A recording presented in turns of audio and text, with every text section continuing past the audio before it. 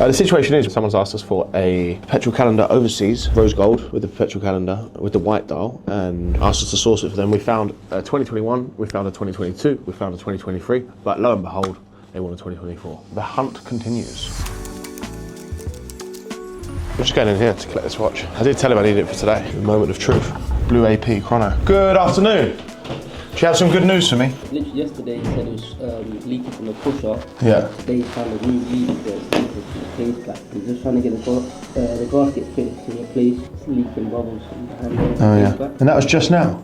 Just now he just sent that to me. Yeah. So we're going to try to get that replaced, the gasket. Okay. As soon as it's done, I'll be with you. How long do you think that's going to take? So we've got a customer coming for it soon. I say give me about an hour till I can get back to you. Not until it's fully done, but I'll get back to you. This is Noah, the world's slowest watch repairer. Cheers. See you in a bit. It's a potentially, I've got the reference number. 3801JA. Okay, so the older Nautilus, the 37 mil. That's the one, yeah, 37.5. Yeah. So it's 1991.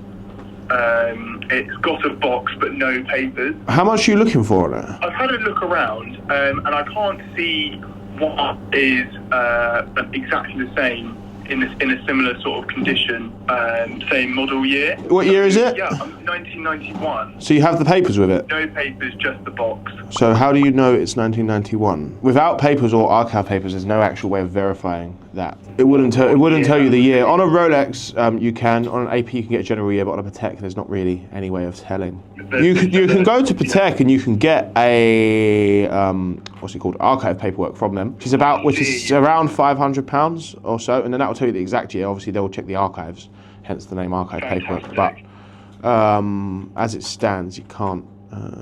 You wouldn't be able to tell just by owning that watch without the papers. Got you. No okay. Worries. And how is the condition of the piece? Barely used, let's say. It's not, it's not pristine by any means. What did you have in mind price-wise? They would take on consignment at 20. Yeah, that sounds about right. What sort of price would it be? Not consignment. If you were to purchase. I was just looking around, and I think the buy price is around 17.5. I could do a bit higher on consignment. I could do 17.5 buy or 21 consign. And I think we're probably pretty well placed to actually sell it for you as well. Well, sell it to us and make a quick 700 quid then. Well, this is it exactly. This is why I called you guys. Or if you're not in a rush, we can get you like 21k. So, but obviously that will take a bit longer. Got you. Cool. That's brilliant. That's fantastic. I'll have a little think. And yeah, thank you very much for your help. It's been fantastic. Should we got there for it? Got Wimbledon, Datejust 41. Stainless steel with the smooth bezel. Oyster bracelet, obviously. And what are you looking for when you're checking? Checking the glass, checking for any scratches, also checking it's got the laser etched crown, checking the serial against the card.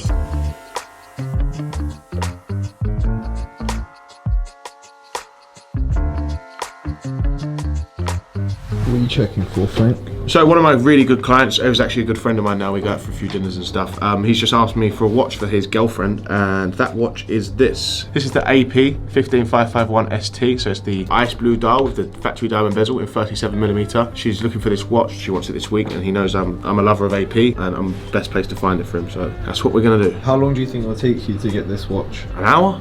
Maybe. I mean, I've already found him one a couple of weeks ago, but I don't think they were ready, and he's just messaged me again to say, can you do it? So let's see what we can do. You already found one? Yeah. I'll offer it at 47 and see what he says. There's a Hublot that we need to get actually. I was at a wedding the other day maybe, and I was talking to a guy who's a client of ours. He wants this. This is a very cutesy, very mindful Hublot. Very demure. We're talking about this. What year we believe this was released. 3, 2, 1. 1988. Oh. 88 and 85. Yeah. I think he might be right. This is why Batman needs Robin. He was right, Frankie. In the 1989, you were closer. Oh, good efforts, friend. The thing is, 88, 89, I get, isn't it the same? It's the 16700, which is GMT Master 1, was released 88, and this is the 16710, which GMT Master 2 was released 89. Very close. But, silver's not going to cut it. Next time, we'll get going with it.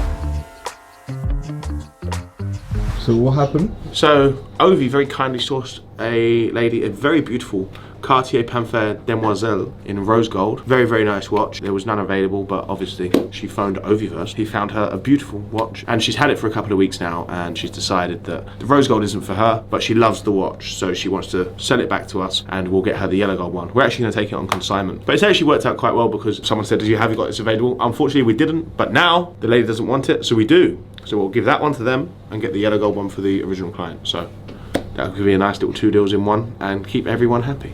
Especially Ovi.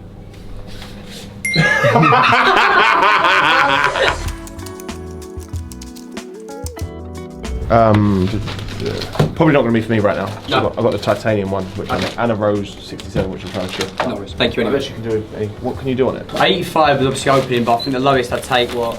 825. 825 would be my best, mate. Okay. Let me have a think if I've got anyone in mind for it, and I'll come back to you. That's fine. Sweet. Man. Cheers. Appreciate that, mate. No worries. Thanks. Cool. So, boys.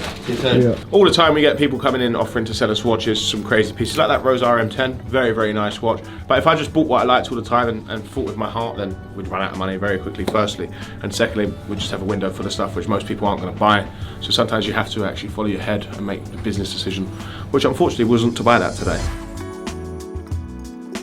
So the client just left. Ovi was working on a great little deal, which I didn't even know about until this morning. He said, Frank, get me this Daytona. And I said, no problem.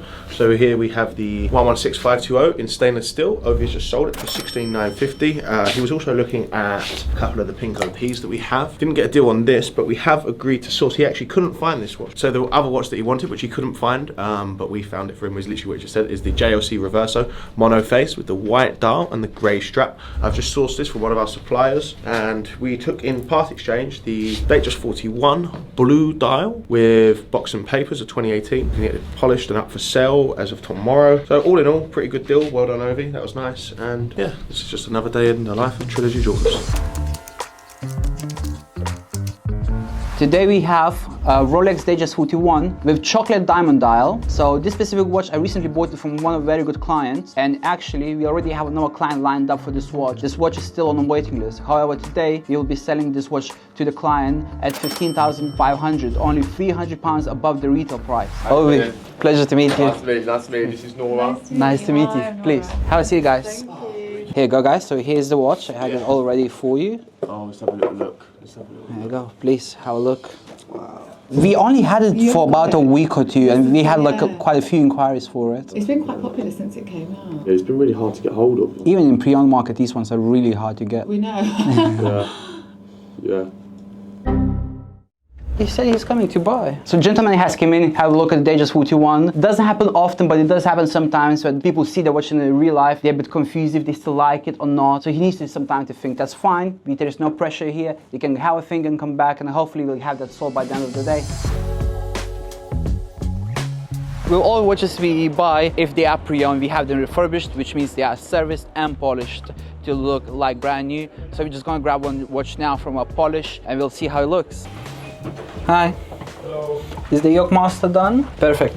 Thank you very much. No worries. So we just grabbed the polish. I'm gonna walk back to the store and show you how the watch looks like. So here's the watch that we just polished. It's a Rodium Yoke Master. It looks absolutely mint, clean, polished. Very shiny. Looks like an absolutely brand new watch. Will be available for sale now for $12,450. If you have any inquiries, send us a DM.